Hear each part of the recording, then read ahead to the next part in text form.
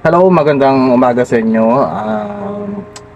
This is JV Vlog again. So, for today's video is gusto ko lang sanang may gusto lang sana akong sabihin, no, in public. Siguro marami din sa inyo siguro mga sumusubaybay sa akin mga video. So marami na din akong sinubukan sa larangan ng social media. Meron din akong YouTube, meron din akong TikTok, saka dito sa Facebook, no? Pero sa tinagal-tagal yata ng paggagawa ko ng mga content na kung ano-ano, andiyan na yung tumawa tayo, umiyak tayo, nagdrama tayo, kumanta tayo, sumayaw tayo. Parang feeling ko hindi talaga nagbo-boom eh. So nakakalungkot mang isipin, guys. Siguro ito na yung time, no? Ito na siguro yung time na sabihin, kung magpakatotoo tayo, kumbaga, magpakatotoo na lang tayo na minsan talaga dumadating talaga yung struggle sa buhay natin.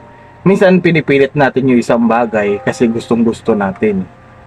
Minsan ko talaga, guys, pinapangarap ko talaga noon pa talaga na kumita dito sa social media.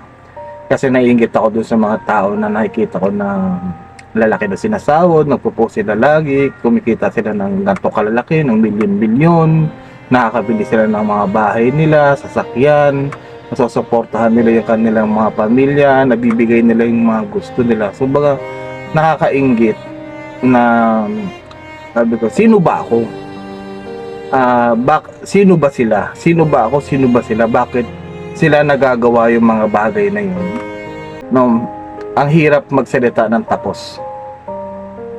Kumbaga, kasi ako, minsan marami na rin napapansin ko, minsan wala rin naman nanonood sa mga video ko. Minsan nga, nababash pa tayo.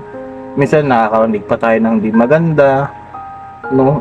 Parang ang layo sa katotohanan ng mga iba't ibang vlogger.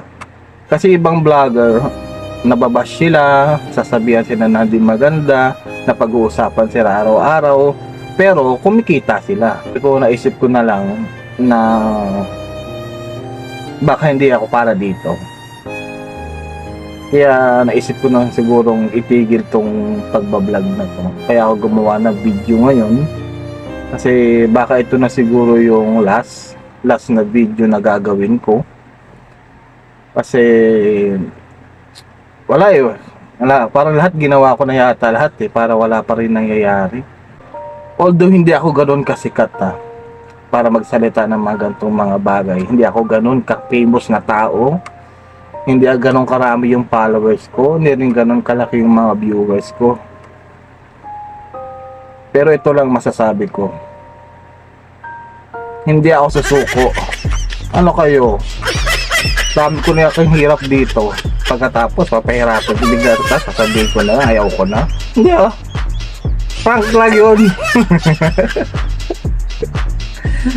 Kala nyo totoo yun, no?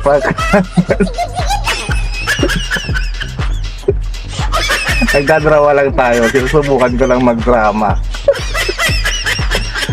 Baka may maniwala, no? Mahaba-haba din itong video yung ginawa ko eh. Kung tinapos nila to, di ba? Maraming nanood. Malay mo, dito pala akong mag-boom.